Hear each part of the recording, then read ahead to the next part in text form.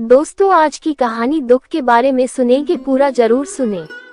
मोहन नाम से लगता है कि इनकी जिंदगी कितनी रंगीन होगी, लेकिन असल जिंदगी में इनकी ना तो कोई राधा है, न ही रुक्मणी, न ही मीरा। अपनी पत्नी के जाने के बाद उन्होंने कई बार सोचा, पर अपने बच्चों के कारण कभी दूसरी शादी नहीं की।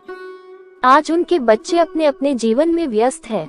कितनी मुद्दत हो गई, न तो साथ में बैठ खाना खाया है, न ही कहीं बाहर गए हैं। सुबह सुबह की भोर होते ही मोहन उठ जाता और एक कप चाय की बना बागीचे में अपनी प्यारी कुर्सी पे बैठ अखबार पढ़ते हुए चाय की चुस्की का आनंद लेते। लेकिन आज तो कमाल हो गया। उनका बेटा, जो एक प्राइवेट कंपनी में असिस्टेंट मैनेजर है, उनके पास आकर बैठा। क्या हुआ बेटा, आज ऑफिस नहीं जाना? नहीं पापा, आज मैंने छुट्टी ली है। छुट्टी? तबीयत तो ठीक है पापा, बस आज मैं जा नहीं रहा। बहुत पूछा तो बोला कि पापा, मैं अपनी नौकरी से ज्यादा खुश नहीं हूँ। क्यों, क्या हुआ? बस मेरा इतना पूछना हुआ और उसका शिकायत का पिटारा खुल गया। पापा, मेरे जो बॉस है वो खुद तो कुछ करते नहीं है, और मैं जो आइडिया देता हूँ तो वो अपने नाम से मेरा आइडिया अपने बॉस के सामने प्रस्तुत कर सारा क्रेडिट खुद ले जाते हैं। कोई बात नहीं बेटा, तुम अपना काम करो, सफलता जरूर मिलेंगी।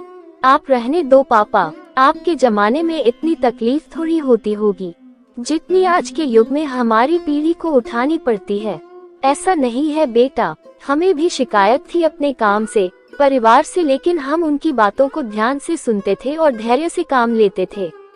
लेकिन तुम आजकल की पीढ़ी सुनना तो दूर, उल्टा हमें ही गलत ठहरा देते हो।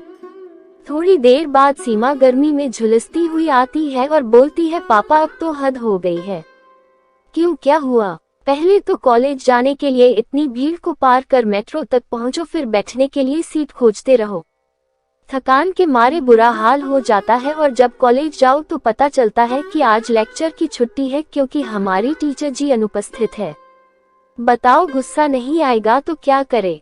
जब टीचर को आना नहीं होता तो पहले ही बता दिया करे। आज सिर्फ एक क्लास लेने के लिए इतनी मारा मारी करनी पड़ी। तभी समीर बोला, तुम ठीक कह रही हो। पता नहीं आजकल हमारे सिस्टम को क्या हो गया है। समय और मेहनत की कोई वैल्यू ही नहीं है। सही में किसी को समय और काम की वैल्यू ही नहीं है।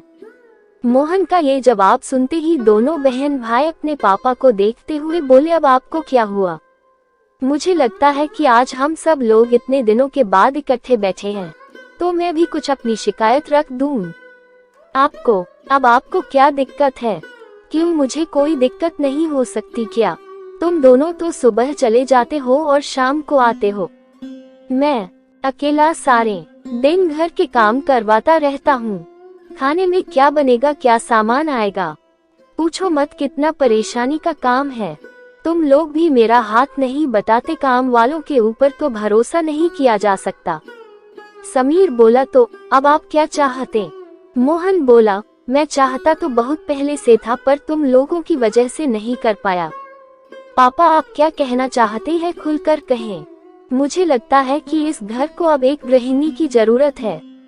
गृहिणी क्या पापा? मेरा मतलब एक ऐसी औरत जो इस घर को संभाले, तुम्हारा सबका ध्यान रखे। मेरा हम? समीर ने बड़ी अचरजता से पूछा, और वो औरत कौन होनी चाहिए पापा? निर्मला, मेरी कॉलेज की दोस्त है। वो भी बेचारी आज अकेली है। हम दोनों को जीवन के इस पड़ाव पे एक साथी की जरूरत है। मुझे लगता है जब तुम उनसे मिलोगे तो तुम मेरी बात को समझोगे। समीर चिल्ला के बोला, पापा आप क्या कह रहे हैं? इस उम्र में आप शादी करेंगे? सीमा की उम्र है शादी की या आपकी? भाई, मेरी अभी उम्र नहीं है, आपको करनी है तो बोलो। मेरा अभी 4 साल तक तो कोई इरादा नहीं है। भाई, जब आपको नहीं करनी, मुझे नहीं करनी, तो पापा को करने दे। तुम लोगों को मजाक लगता है? लोग क्या कहेंगे? ऐसा नहीं होगा, बोल समीर उठकर चला गया, और ये सभा यहीं पर स्थगित हो गई। अब सुनवाई या परिणाम कौन सी सभा में होगा कुछ नहीं पता, लेकिन आज बरसों बाद शिकायतों का पिटारा खुला और अनगिनत बातों पे से पर्दा उठ गया। कहाँ तो एक साथ बैठते ही नहीं थे, और आज जब बैठे तो सवालों के जवाब ही नहीं मिले। ऐसा हर परिवार में होता है, कभी भी किसी का एक मत नहीं होता। सबकी अपनी सोच, अपना नजरिया, अपना तजुर्बा होता है, जिस कारण वश कई बार अपनों से की गई शिकायतें या मन की बात अधूरी सी बिना परिणाम के रह जाती है। लेकिन हमें अपनों से कभी अलगाव नहीं रखना चाहिए। समय ले आपस की हर शिकायत को बात कर सुलझा लेना चाहिए। दोस्तों, ऐसा ही कुछ इस कहानी में भी हुआ। बहुत बहस, कुछ तल्खियां भी हुई, पर एक समय के बाद सब ठीक हो गया। आज समीर, सीमा, मोहन और उनकी निर्मला सब साथ है। शायद आज भी एक दूसरे से कोई शिकायत हो, पर हल हर बात का होता है। एक शिकायत पूरी होती है तभी तो दूसरी जन्म लेती है। जिंदगी के इस सफर में सब पाकर भी कमी सी रहती है। दोस्तों, कहानी समाप्त हुई। अच्छी लगी हो तो कमेंट में अपनी राय जरूर देना। धन्यवाद।